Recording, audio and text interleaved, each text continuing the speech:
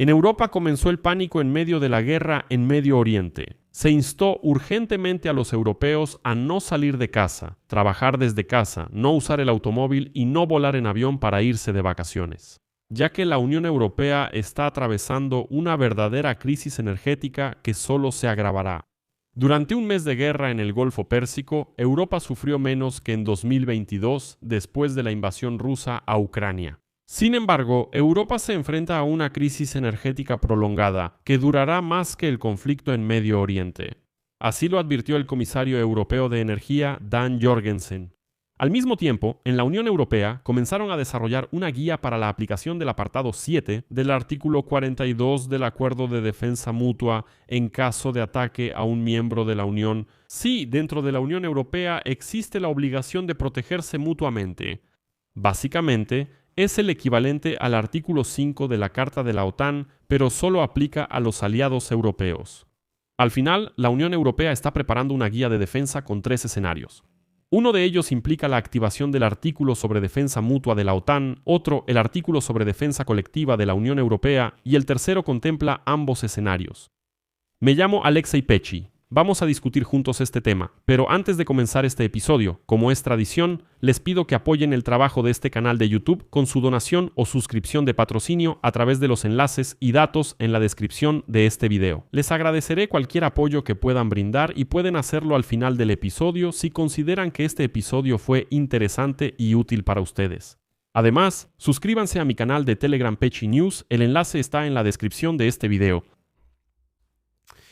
Entonces, el comisario europeo de Energía, Dan Jorgensen, instó a los europeos a trabajar menos desde casa, a usar menos los automóviles, el transporte público y los aviones, y a los países de la Unión Europea a acelerar la transición hacia fuentes de energía renovable.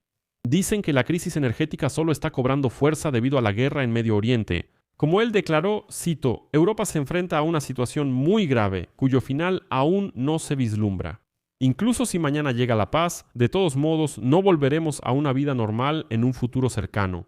La infraestructura energética en la región del Golfo Pérsico, que abastece al mercado mundial con el 20% del petróleo y gas licuado, está gravemente dañada y sigue deteriorándose debido a los bombardeos. Nadie sabe cuánto durará la crisis, pero considero muy importante enfatizar que no será corta. Solo desde el inicio del conflicto, los precios del petróleo y el gas en la Unión Europea han aumentado entre un 60 y un 70%. En solo 30 días de conflicto, los gastos de la Unión Europea en la importación de combustibles fósiles ya han aumentado en 14.000 millones de euros. Además, cabe señalar que la inflación en la zona euro se mantuvo durante un año dentro del objetivo del Banco Central Europeo del 2%, y en febrero esta inflación fue del 1.9%. Sin embargo, en marzo, según la estimación preliminar de Eurostat, aumentó hasta el 2.5% en términos interanuales. El crecimiento excesivo fue resultado del encarecimiento de los recursos energéticos en casi un 5%. La inflación subyacente, que excluye los precios de los recursos energéticos y los alimentos, se redujo en un 0.1% hasta el 2.3%.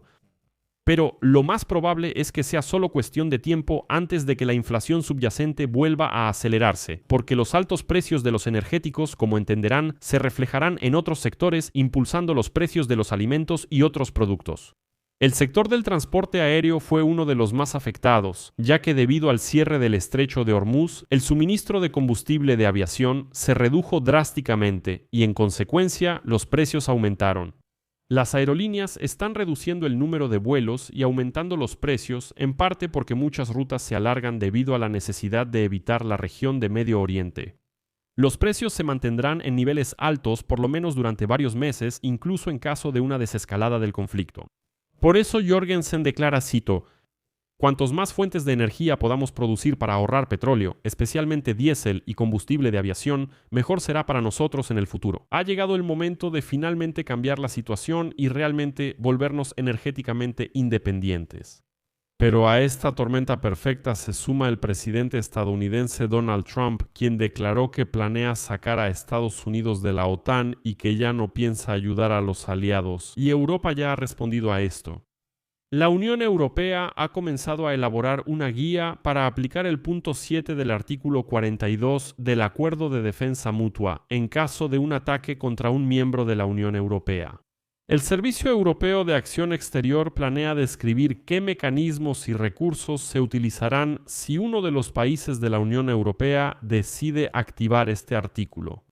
Como resultado, se elaborará una guía con 3 escenarios. Uno de ellos prevé la aplicación del artículo sobre defensa mutua de la OTAN, el segundo, el artículo sobre defensa colectiva de la Unión Europea y el tercero, ambos escenarios. Este interés por el mecanismo de asistencia mutua volvió a intensificarse después del ataque de drones iraníes en Chipre, donde se encuentra una base militar británica. Y fue precisamente este caso el que llevó a los diplomáticos europeos a preguntarse cómo funciona en la práctica el artículo 42, apartado 7, es decir, en los propios estatutos, en el Tratado de la Unión Europea, desde hace mucho tiempo existe este artículo 42, donde está claramente establecido que, en términos generales, un ataque contra un miembro de la Unión Europea se considera un ataque contra todos, por lo tanto, todos deben ayudar. De hecho, esto es más o menos un equivalente al artículo 5 del Estatuto de la OTAN, no tan amplio, por supuesto, pero aún así, dentro de la Unión Europea existe la obligación de protegerse mutuamente, o al menos ayudar en esa defensa. Bueno, aunque sea con algo. Bueno, por ejemplo, Chipre, como saben, forma parte de la Unión Europea, pero no es miembro de la OTAN. Por eso ahora se está considerando precisamente el escenario de Chipre, el caso de Chipre, y no, por ejemplo, la incursión de drones en Polonia o en los países bálticos, drones rusos. Eso es porque esos países son miembros de la OTAN y ahí se discuten los mecanismos de la OTAN. Pero Chipre, aunque es miembro de la Unión Europea, no forma parte de la OTAN. Por eso el presidente de Chipre, Nikos Christodoulidis, hace 2 semanas declaró que quiere incluir la cuestión de la aplicación práctica del artículo 42.7 en la agenda de la cumbre de líderes de la Unión Europea. Este artículo obliga a los países de la Unión Europea a prestar ayuda a un Estado miembro que se encuentre bajo amenaza, pero deja a los Estados la elección de las formas y el alcance de dicha ayuda. Desde su adopción, el mecanismo solo se ha aplicado una vez. En 2015 Francia lo activó después de los atentados terroristas. En París, en ese momento, los países de la Unión Europea brindaron a París apoyo logístico y de inteligencia. Y como ya mencioné, el renovado interés en el artículo sobre defensa mutua dentro de la Unión Europea ocurre en el contexto de las declaraciones regulares del presidente de Estados Unidos, Donald Trump, que ponen en duda la fiabilidad de la OTAN y su artículo 5 sobre defensa mutua. Les recuerdo que el secretario de Estado de Estados Unidos, Marco Rubio, declaró la víspera sobre la reevaluación de las relaciones de Washington con la OTAN después de la finalización del conflicto en Irán. Según él, se trata de evaluar el valor de la OTAN para Estados Unidos, ya que los aliados se negaron a proporcionar sus bases en un momento crítico, y la OTAN, como dice Rubio, se está convirtiendo en una calle de sentido único. Pero en realidad, esto también tiene sus ventajas, porque las crisis obligan a la vieja Europa a despertar y empezar a actuar, como está sucediendo justo ahora.